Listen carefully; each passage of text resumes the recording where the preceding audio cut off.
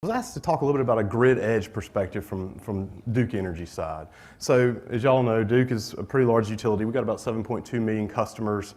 We have 32,000 miles of transmission, about 289,000 miles of distribution, 58,000 megawatts of generation roughly. We have some renewables, about 1,700 megawatts of wind, 50 megawatts of solar right now. But what I would tell you is the solar on the books to what's supposed to be built is very large numbers, and we're interested to see and hear from other utilities like San Diego Gas and Electric how they're actually handling it. So today I want to kind of go through the need for interoperability in the electrical grid, key drivers for grid edge transformation that we think we see, a little bit about distributed intelligence and low voltage power electronics. If y'all were in the session yesterday, you heard me talk a little bit about that. And then finish off with industry collaboration, which I truly believe is the key for moving our industry forward to truly get to what we consider a smart grid. So why is interoperability important?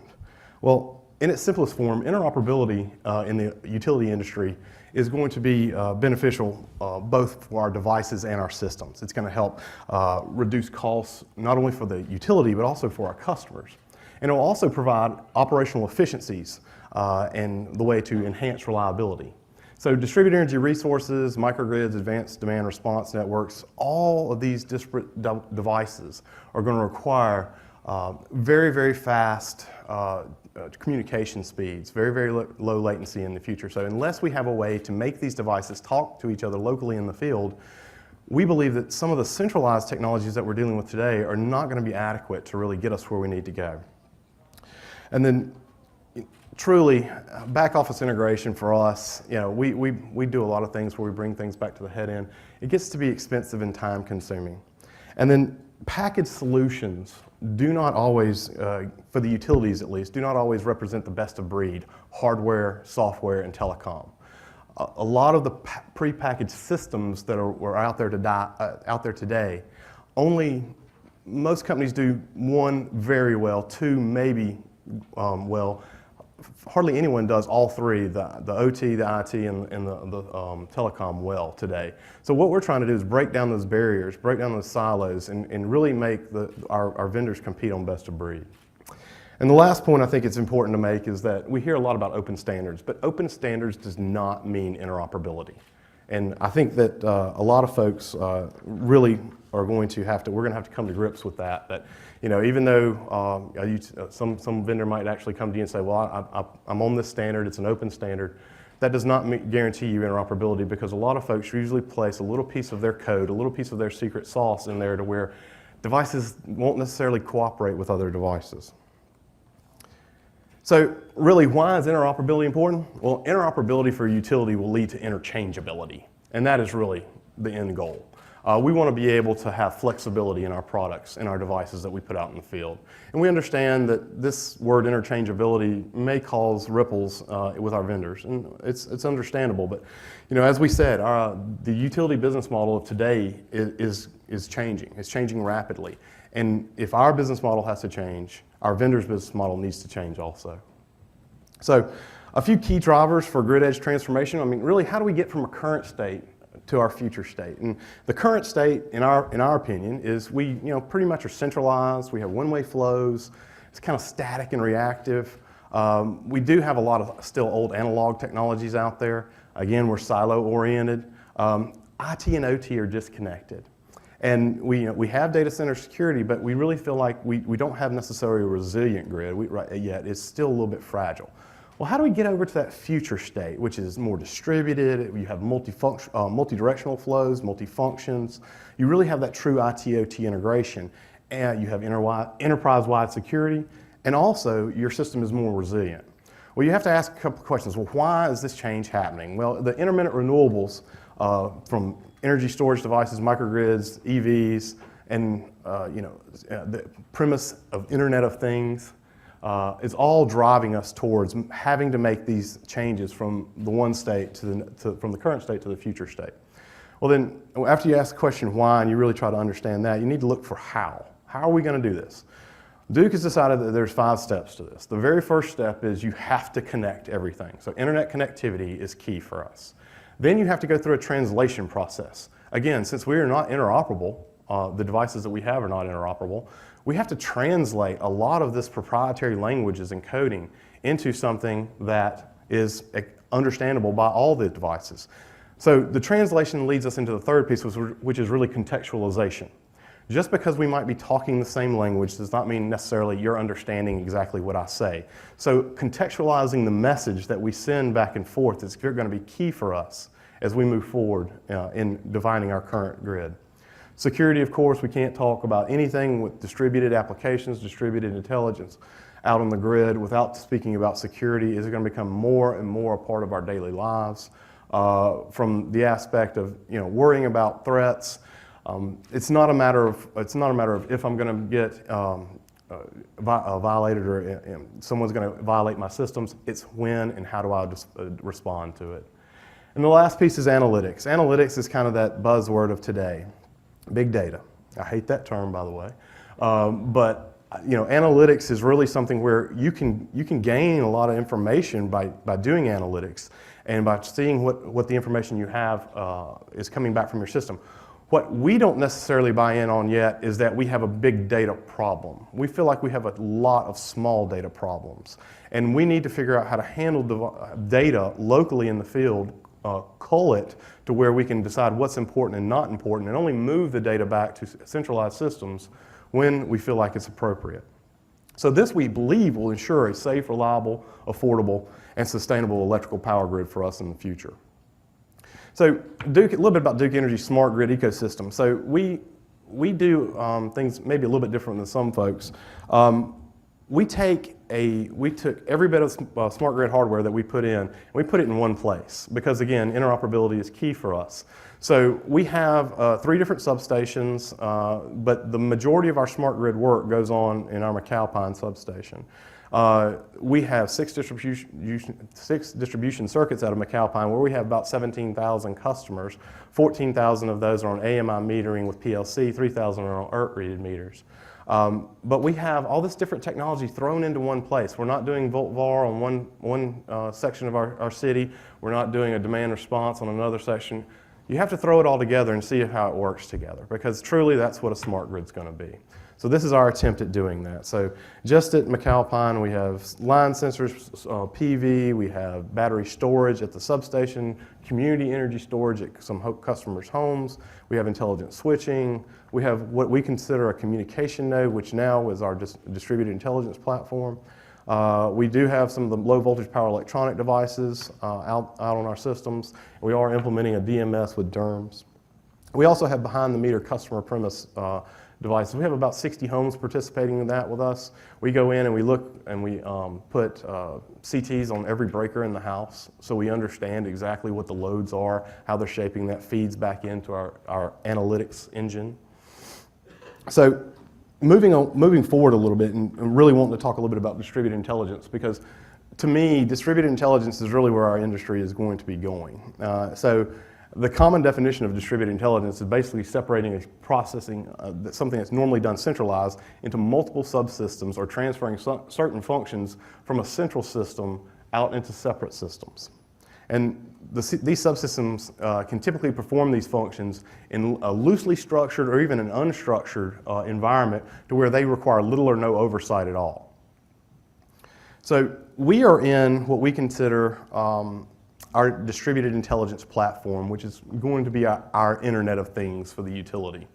So our distributed intelligence node has multiple different levels, multiple different tiers. But the core pieces to it that we think are important for us are onboard processing and memory, a Linux-based OS, open API messaging, the ability to throw third-party applications onto it, so being able to remotely download third-party applications onto it. And of course, you have to have the security and network management of it. So we believe that is kind of the backbone or the basis for our platform. Connectivity is the next piece, and you have some options on there. So we want to be communications agnostic. Whatever it is that we believe, PLC, Wi-Fi, mesh, ISM, we don't care. We want to be able to be agnostic because we understand there's not going to be one communication solution that's going to fit all of our needs. Duke Energy is basically a compilation of 7 different utilities from 6 different states. So we have one of practically every electrical device ever made on our system. So we're going to have to figure out how to get these devices working together. The key for us is this is modular and it's multifunction. It is not a single purpose device. It is able to be upgraded over time, either from software or either from doing field hardware changes. Today, we can actually talk to behind-the-meter assets, grid devices, including distribution and transmission devices, and generation assets. So we talk all the way from inside the home out to power plants where we're doing weather monitoring for emissions. So the same device is used here as the basis of our platform to where we can do all these different functions. And so like I talked about the communications and the routing. So we think it's important though to not only show it as a conceptual drawing, but potentially, here's our actual picture. This is a Cisco CGR1000.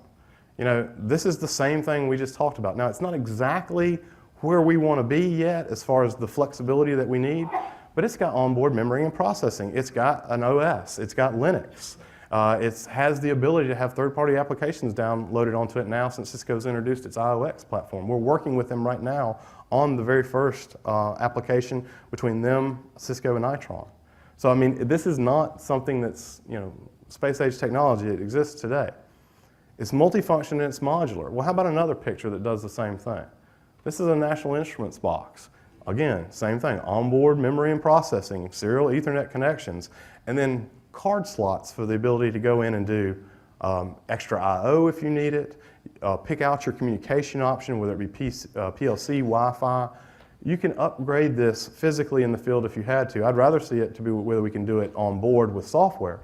But these are the types of devices that we believe in the future from maybe what I'm going to consider some non-traditional utility providers that really can have a major impact on where we go with what we consider our distributed intelligence platform.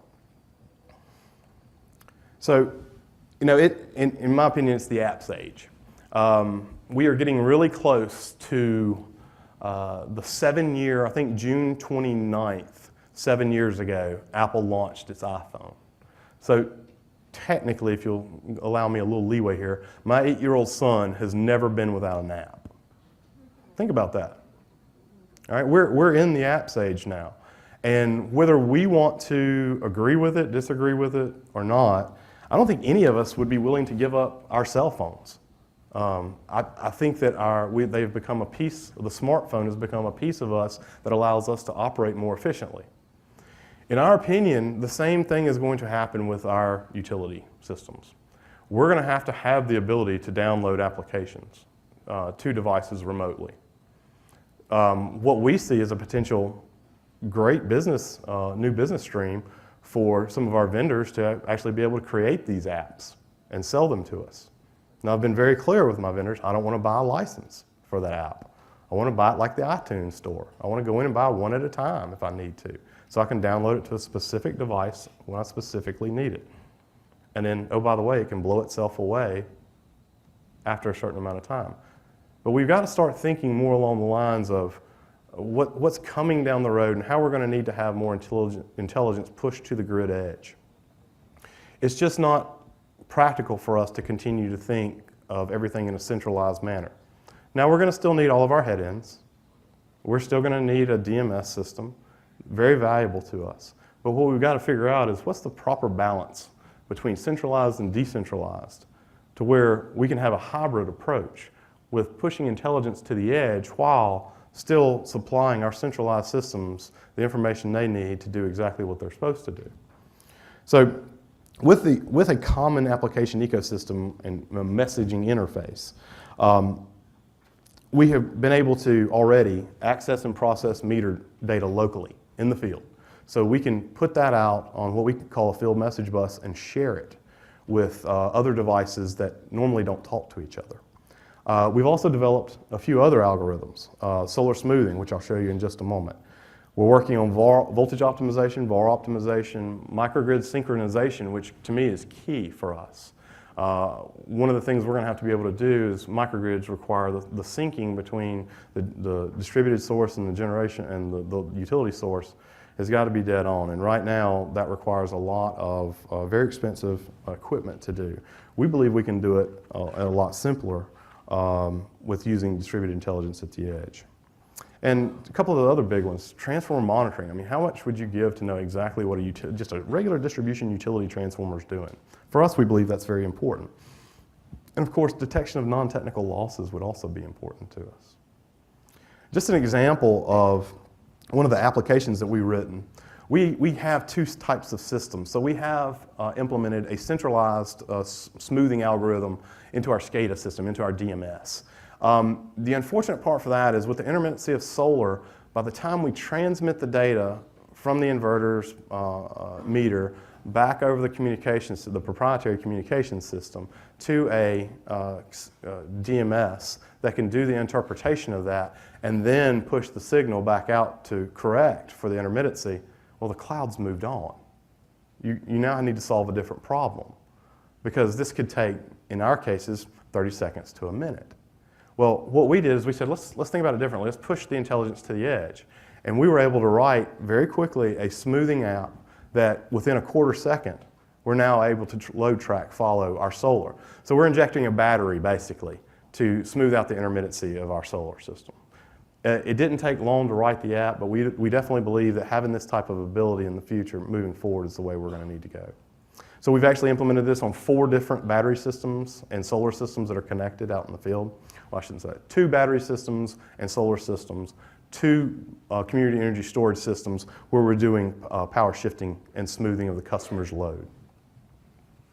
So talking about a distributed intelligence platform, you have to actually talk about security. We believe you are going to be actually able to increase the security of the grid by catching these threats closer to where they're actually happening. So we believe that there's 4 different pieces to that. First, you have to detect and isolate the threat and mitigate the threat, and then restore all of your layered protection. We've been lucky enough to receive a grant from the Department of Energy to work on a decentralized distributed intelligence cybersecurity platform. So we're actually putting an agent on our devices out in the field that will be able to do this enhanced level of security for us. And the bottom is just some pictures of devices that we have in the field now, which is the early generations of our distributed intelligence platform. Talked a little bit yesterday about low voltage power electronics. Again, I think they're very key for us as we move forward. I think they hold a lot of potential. You know, technically right now, we're either, in this case, we're injecting them in series with our conventional transformer, which is allowing us to be able to go in and basically continue to use the assets we already have in the field. That's the important point for us, is we cannot have a rip and replace strategy for anything we do. Power electronics provide, like you see on the screen, bidirectional power flow. The key things for me are you can set an independent voltage in VAR. So I can dial in a voltage plus or minus 10%, have it sit there flat. I can go in and dial an independent VAR load in there. If I want it to run 98% lagging, I can. If I want it to run 98% leading, I can, as long as it's within that plus or minus 5%. But we're really excited about the 400 volt DC bus because we believe that's going to allow us to actually speed the adoption of distributed energy resources into the system for our customers, because we potentially can be the inverter. So that would actually take a cost out of the customer's system if they wanted to install rooftop solar, if they wanted to install a battery system. Potentially we can do that. So we're very excited about power electronics and where they might go in the future for us. This is an eye chart. I know it is, but I'll quickly tell you that the top graph is one of the units that we have installed today that is actually doing voltage control. So as you can see, this is distribution line voltage that is on the 120 scale that we're moving around. There is not any type of up and down sinusoidal wave that you might see here. It's pretty much being held consistently flat.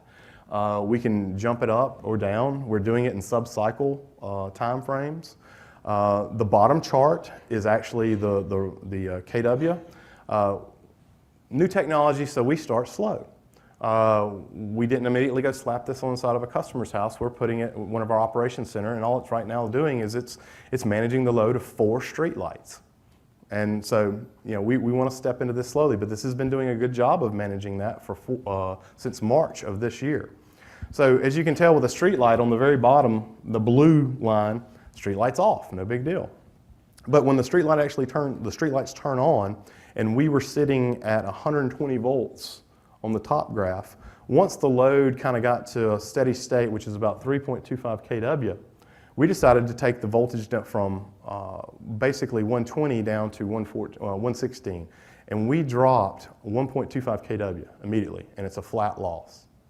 So it looks like it has a tremendous amount of potential for us to have the ability to control and shape the load moving forward. So the Emerging Technology Office at Duke is tasked with looking out into the future and trying to figure out problems that may be affecting our industry. And over the past few years, we've been watching as the debate on interoperability has moved through various standards bodies and committees. And unfortunately, we've not been extremely satisfied with the progress that's been made. So we decided to kick off a project called the Coalition of the Willing.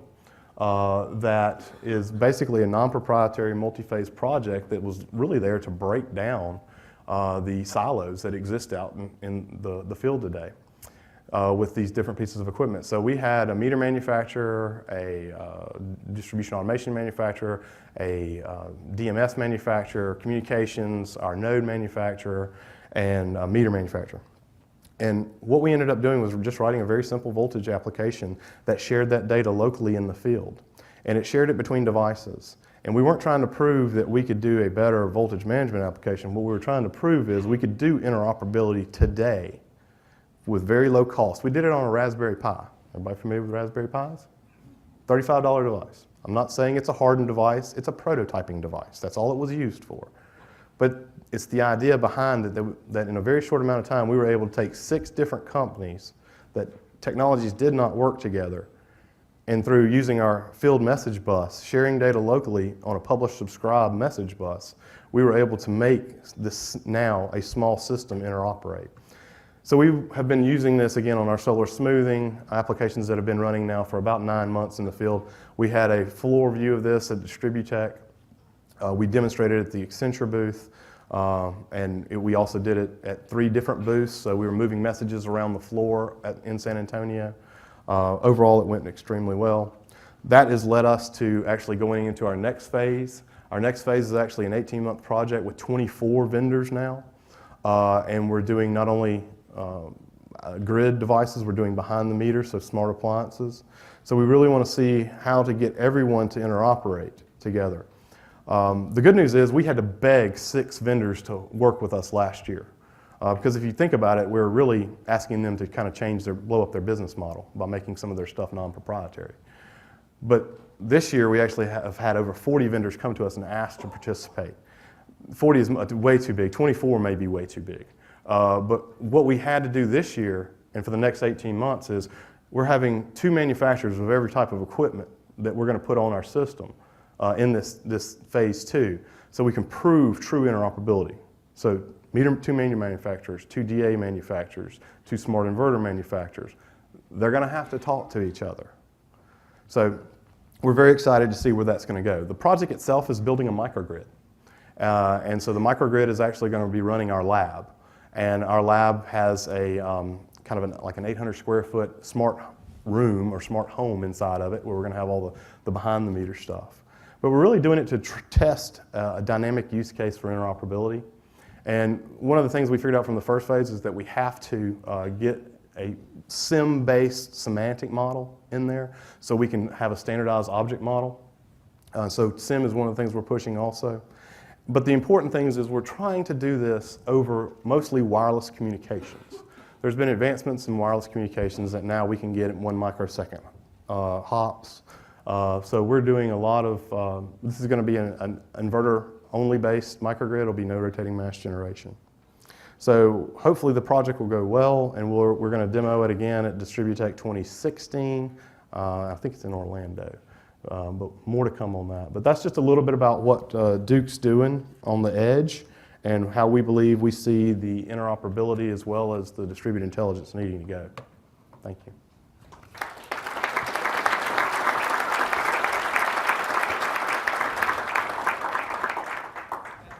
We've got some time for some questions, so who's got a question? It's got to be. We have one up front, I think. Ah. Go ahead. My name is Michael Schwabe.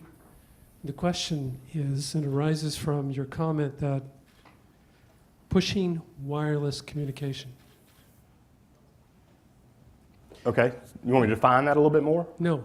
Is there any part of your assessment that looks at the human factors associated with wireless communication? Would you mind elaborating a little bit?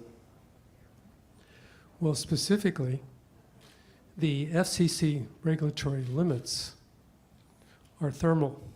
They only protect us from being cooked, whereas biological effects occur at 1/1,000,000th of the FCC limit. Okay. Well, we always are going to stay within FCC limits with whatever we do. The equipment that we buy is definitely FCC compliant. We definitely believe that wireless is a great way to go because if you have to do, especially for what we're looking at for a microgrids is typically have been very expensive because you've had to run fiber to a lot of your devices. So we believe that if we can prove that we can do this with some of the newer wireless technologies that have very fast speeds, we're going to be ahead of the game. So, but to answer your question, we are going to definitely be within all FCC guidelines. And I have been working around wireless technologies for a long time, and I hopefully have not been getting cooked. Yeah, we've got another question over here. There's one of those questions in every crowd. It's going to That's all right.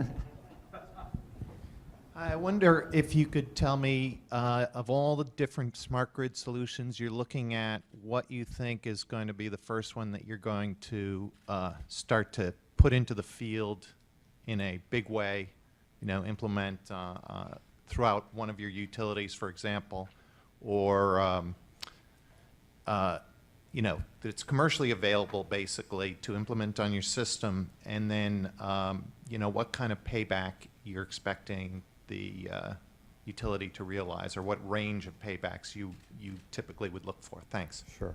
I'm going to dodge your question a little bit by saying this.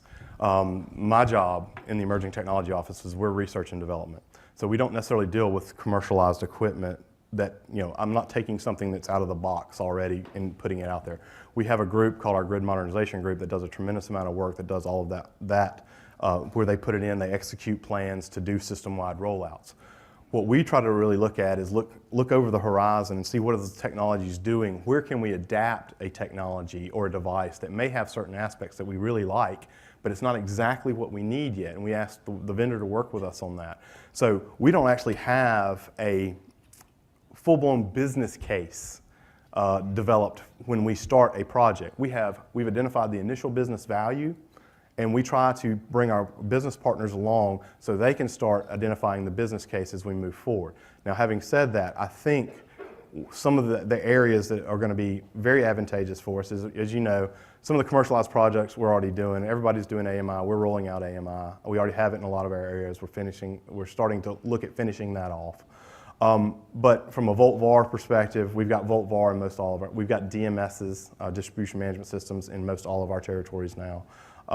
But from where I'm really striving to go is pushing this distributed intelligence platform out. So that means really taking different pieces of equipment, whether it be a Cisco CGR, whether it be a National Instruments box, whatever, but anything that has processing in memory and that's modular and adaptable and flexible, and pushing it out towards the edge, because at that point I now have started to create the platform that I can do a lot more things off of.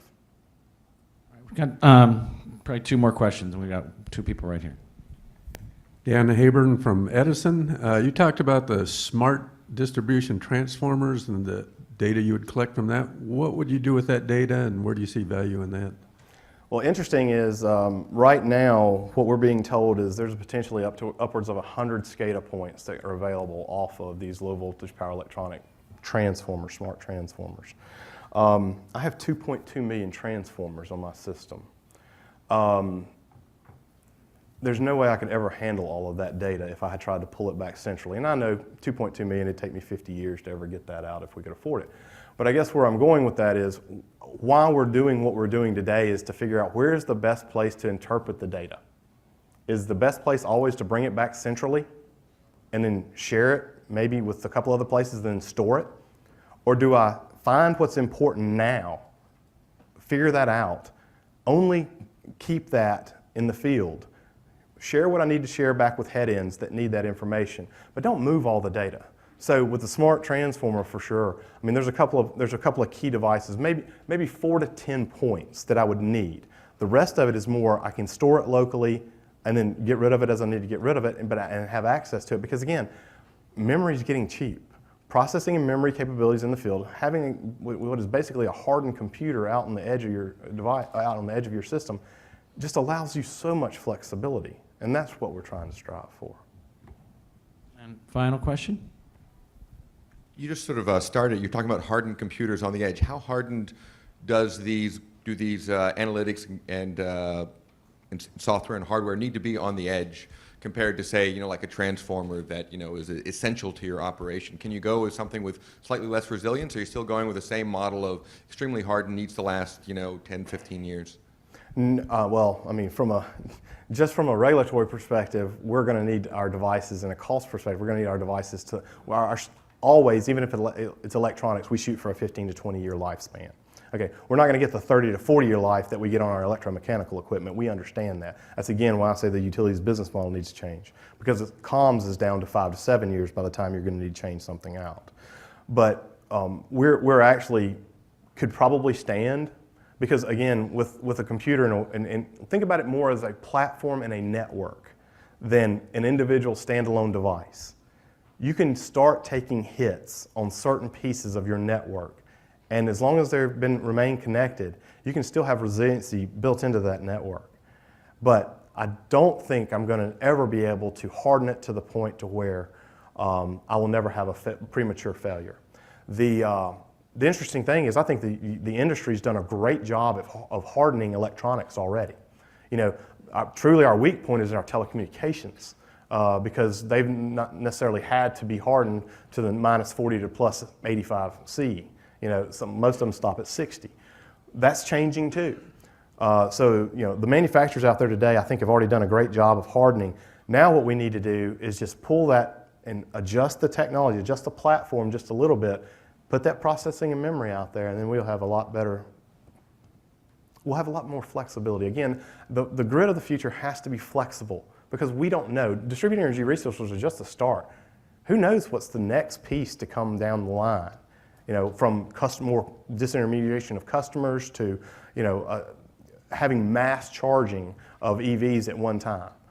Do I really have to do everything centrally? And our answer is no. You need to be looking at a hybrid approach, a distributed approach. Jason, thanks so much. Thank you.